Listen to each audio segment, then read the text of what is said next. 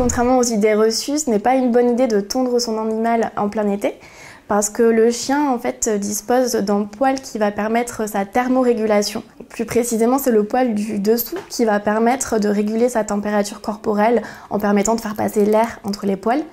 Et le poil du dessus qui va protéger sa peau contre les rayons du soleil. En revanche, ce qui est conseillé, c'est vraiment de brosser régulièrement le poil de son animal pour lui enlever les poils morts et pour éviter qu'il y ait des bourres qui se forment justement sous ses poils.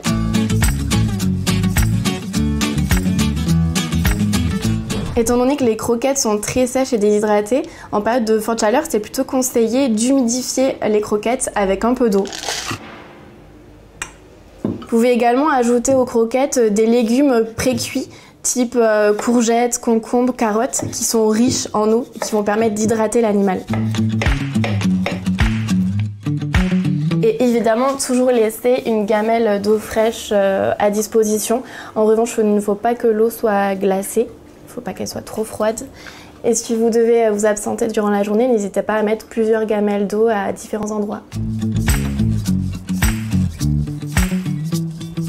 Pour aider son animal à affronter les fortes températures, c'est important de bien aménager son domicile. Par exemple, si vous avez des pièces avec du carrelage, c'est bien de lui laisser ce genre de pièces en libre accès.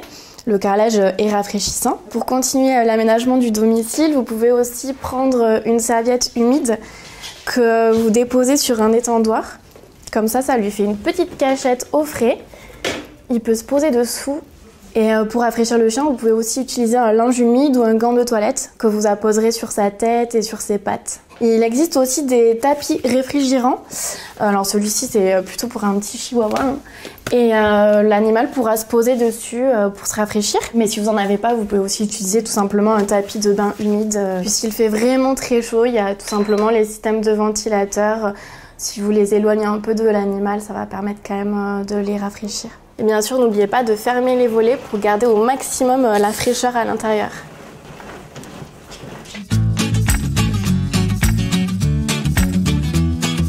Il faut toujours privilégier les balades à l'ombre parce que la température du bitume est tellement élevée, 2 fois plus élevée que la température ambiante. Donc le bitume peut brûler tout simplement les coussinets du chien.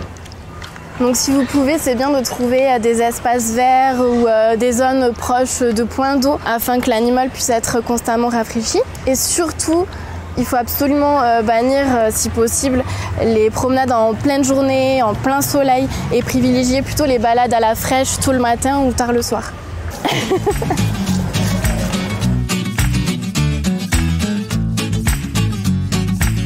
En promenade, c'est bien de se balader avec une petite gourde portable. Ça permet de rafraîchir l'animal et de l'abreuver quand il commence à se déshydrater.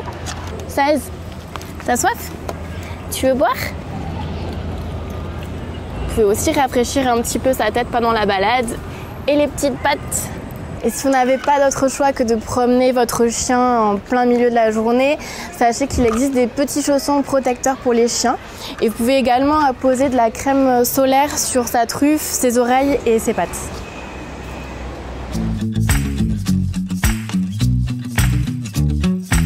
Si vous partez en voyage avec votre animal en voiture, vous pouvez utiliser des linges humides que vous disposez sur les vitres pour rafraîchir un peu l'habitacle. Vous pouvez mettre aussi un petit peu de climatisation, mais pas trop fort pour ne pas enrhumer l'animal. Et surtout, ce qui est essentiel, c'est de ne jamais laisser son animal enfermé dans une voiture, puisqu'à l'intérieur de l'habitacle, la température peut s'élever à 50 degrés en moins de 10 minutes, ce qui peut être fatal pour l'animal. Si vous voyez un animal enfermé dans une voiture et que le propriétaire reste introuvable, vous pouvez contacter la police qui sera compétente pour briser la vitre et récupérer l'animal. Et si la police met trop de temps à arriver en cas d'urgence vitale, vous pouvez toujours vous entourer de témoins et briser la vitre de la voiture.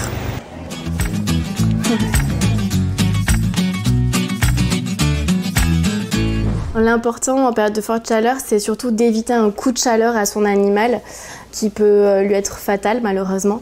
Donc pour repérer un coup de chaleur, en fait, on le voit vite si l'animal respire très très vite, s'il l'allait très rapidement, ou si ses muqueuses deviennent rouges, ses babines, ses gencives, et si la langue grossit.